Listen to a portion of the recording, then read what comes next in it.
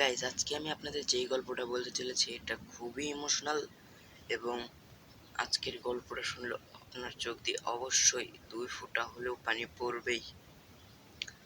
তো আমি আপনাদের কিংগেমার আর বেশি দেরি না করে বলতে চলেছি আপনাদের সেই প্রিয় গল্পটা। তো আমাদের গল্পের নাম পরিবারের ছোট ছেলে। গ্রামের এক সাধারণ পরিবার, বাবা দিনমজুর, মা গৃহিণী। সংসারে 2 ভাই, বড় ভাই রাহাত আর ছোট ভাই রিয়াদ। সংসারের অবস্থা খুব একটা ভালো ছিল না, তাই ছোটবেলা থেকেই রাহাত নিজের পড়াশোনার স্বপ্ন ত্যাগ করে বাবার সঙ্গে কাজ শুরু করে। তার একটাই ইচ্ছে ছিল ছোট ভাইকে বড় মানুষ বানাবে। রিয়াদ তখন ছোট, সে বুঝতেই পারতো না তার নতুন বই, স্কুলের ফি, ভালো জামা কিংবা ঈদের জুতো কোথা থেকে আসতো।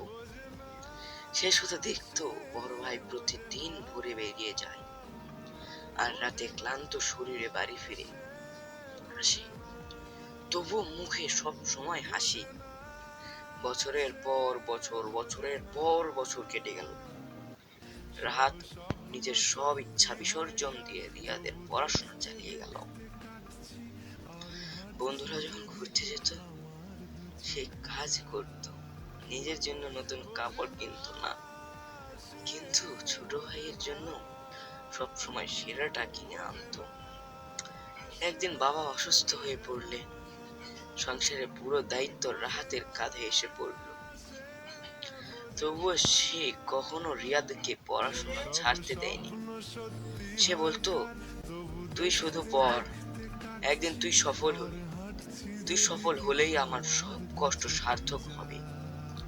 রিয়াদ বড় ভাইয়ের কথা মনে রেখে মন দিয়ে পড়াশোনা করলো। কয়েক মাস বছর পরে সে বিশ্ববিদ্যালয় শেষ করে একটি ভালো চাকরি পেল।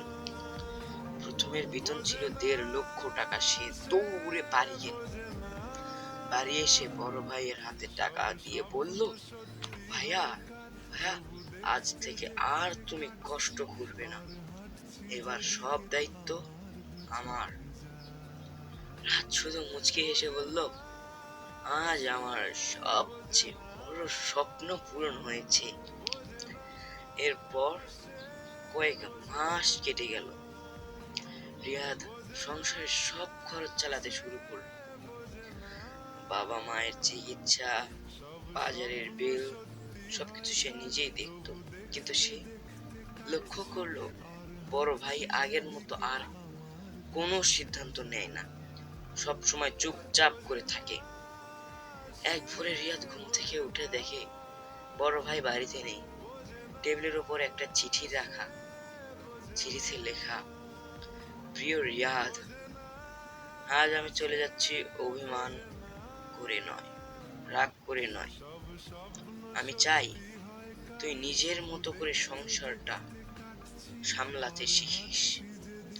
এতদিন আমি তোর সামনে ছিলাম, তাই সব আমার উপর নির্ভর করতো। এখন থেকে তুই এই পরিবারের বড় ভরসা। মা বাবার যত্ন নিবি, কখনো তাদের কষ্ট দিবি না। আর মনে রাখিস, তোর সফলতাই আমার জীবনের সবচেয়ে বড় পুরস্কার। ভালো থাকিস, তোর বড় ভাই রাহাত।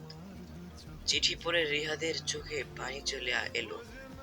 সে বুঝতে পারলো বড় ভাই আবারও নিজের স্বপ্ন ত্যাগ করেছে, শুধু তাকে দায়িত্বশীল মানুষ বানানোর জন্য। সেদিন থেকে রিয়াদ বদলে গেল। সে ভোরে উঠে বাজার করত, বাবার ঔষধ দিত, মায়ের পাশে বসে গল্প করত। সংসারের প্রতিটি কাজ নিজের হাতে সামলাতো। এখন সে বুঝতে পারলো সে বড় ভাই এত বছর কত বড় দায়িত্ব একা বহন করেছে। আহারে!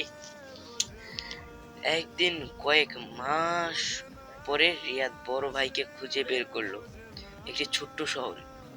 তিনি সাধারণ একটি চাকরি করেছে। রিয়াদ দৌড়ে গিয়ে তাকে জড়িয়ে ধরে কাঁদতে লাগলো। ভাইয়া ভাইয়া তুমি কেন চলে গিয়েছিলে? রাহাত শান্তভাবে বলল, কারণ আমি জানতাম একদিন তুই পারবি। আজ দেখ, তুই পুরো সংসার সুন্দরভাবে গুছিয়ে নিয়েছিস। এখন আমার আর কোনো চিন্তা নেই।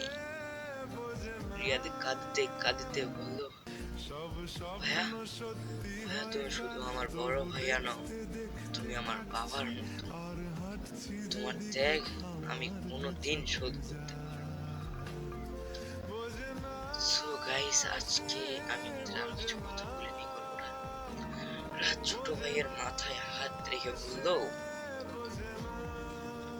ভালোবাসার ঋণ শোধ করতে হয় না, শুধু এই পরিবারটাকে আগলে রাখিস, তাহলে আমি জিতে যাব।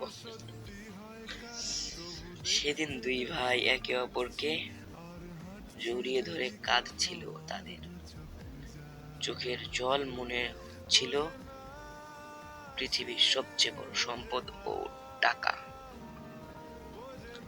ত্যাগী বড় ভাই আর ছোট ভাইয়ের গল্প এই পর্যন্তই।